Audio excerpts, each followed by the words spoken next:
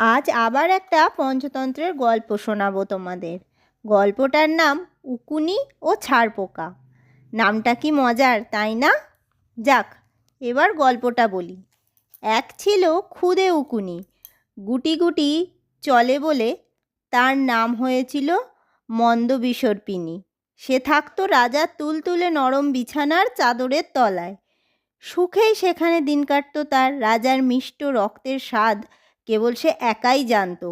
একদিন অগ্নিমুখ নামে এক ছারপোকা ঘুরতে ঘুরতে এসে সেঁধুলো রাজার বিছানায়।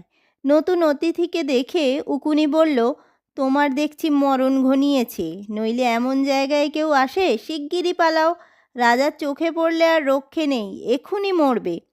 অগ্নিমুখ বলল, ঠাকুরন, আমি তোমার অতিথি, পেটে খিদে নিয়ে তোমার কাছে এসেছি, আমাকে এভাবে তাড়িয়ে দিচ্ছ? তোমার কি ধর্মেরও ভয় নেই? রাজামশাই কত ভালো মন্দ খান, তার রক্তের স্বাদই আলাদা। তুমি যদি দয়া করো তাহলে জিভের একটু সুখ হয়। ছারপোকার কথা শুনে খুশি হতে পারল না উকুনি। সে বলল, তোমাকে আমি এই প্রথম দেখলাম, নাম ধাম কিছুই জানি না, কি করে আমার আস্তানায় ঠাঁই দিই বলো? তাছাড়া গায়ে বেশ দশাসই চেহারা তোমার, কত জায়গায় ঘুরে বেড়াও, তোমার আবার জিভের সুখ করার জায়গার অভাব? ছারপোকা বলল, তা কথাটা কিছু মিথ্যে বলনি ঠাকুরন, নানান লোকের নানান সোয়াদের রক্তই আমি খেয়েছি, তার কোনটা ঝাল, কোনটা টক, কোনটা আবার তেতো, এমনিই সব। আজে বাজে জিনিস খায় তো, কিন্তু রাজামশাই তো ভালো ভালো জিনিস খান, তার রক্তের স্বাদ নিশ্চয়ই মিঠে, তেমন রক্ত কখনো খায়নি বলেই তোমার কাছে এলাম। অগ্নিমুখের কথাগুলো মোটেই পছন্দ হচ্ছিল না মন্দবিসর্পিনীর। সে চোখ পিটপিট করে খানিক তাকিয়ে থেকে তাকে বলল, দেখো হে আগুনমুখ ছারপোকা, তুমি যখন অতিথি তোমাকে আর তাড়াই কি করে? কিন্তু কথাটা হলো যে তোমার যা ছটপটানি স্বভাব, তাতে নির্ঘাত কোনো বিপদ বাঁধিয়া আসবে। রাজামশাই ঘুমিয়ে পড়লে তবে আমি ধীর স্থিরভাবে তার রক্ত খাই। যদি সেভাবে শান্ত আর চুপচাপ থাকতে পারো, তাহলেই কেবল রাজামশাইয়ের মিষ্ট রক্তের স্বাদ পেতে পারো।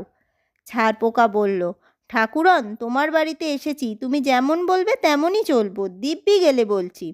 রাজার পালকের বিছানার চাদরের তলায় এমনিভাবে দুই রক্ত খেকো প্রাণ কথা হতে লাগলো। এমনি সময় রাজামশাই তার বিছানায় এসে শুলেন। তার গায়ের গন্ধ নাকে যেতেই অগ্নিমুখ ছটপট করে উঠল। তার যেন আর তর সই ছিল না। উকুনির উপদেশ সে পলকের মধ্যে ভুলে গেল। ধীর স্থির থাকা তার পক্ষে সম্ভব হলো না। ছুটে গিয়ে তক্ষুনি হুল ফোটালো রাজামশাইয়ের পিঠে। রাজামশাইয়ের চোখে সবে ঘুম আসি আসি করছিল। আচমকা পিঠের কাছটা জ্বালা করে উঠতেই তড়াক করে বিছানায় উঠে বসলেন তিনি। ছুঁচের ডগা ফোটাবার মতো জ্বালা হচ্ছিল রাজামশাইয়ের পিঠে। অস্থিরভাবে পিঠে হাত বোলাতে বোলাতে তিনি দাসদাসীদের নাম ধরে ডাকতে লাগলেন। ডাক শুনে পড়িমড়ি করে ছুটে এলো তারা। তিনি বললেন, শিগগিরই দেখ তো, কামড়ালো কিসে? চাদরে নিশ্চয়ই ছারপোকা বা উকুন আছে। ব্যস্ত সমস্ত দাসদাসীরা তখনই বিছানার চাদর তুলে খুব নজর করে খুঁজতে লাগলো। বিপদের আভাস পেয়ে অগ্নিমুখ আগে ভাগেই গাঁটের ফাঁকে ভেতরে ঢুকে পড়েছিল। উকুনি মন্দবিসর্পিনী অত তাড়াতাড়ি চলতে পারে না, তাই গুটি গুটি পায়ে সে গা ঢাকা দিয়েছিল চাদরের সেলাইয়ের ভাঁজে। রাজামশাইয়ের দাসদাসীরা তাকে খুঁজে পেয়ে গেল আর সঙ্গে সঙ্গে আঙুলে টিপে দফা রফা।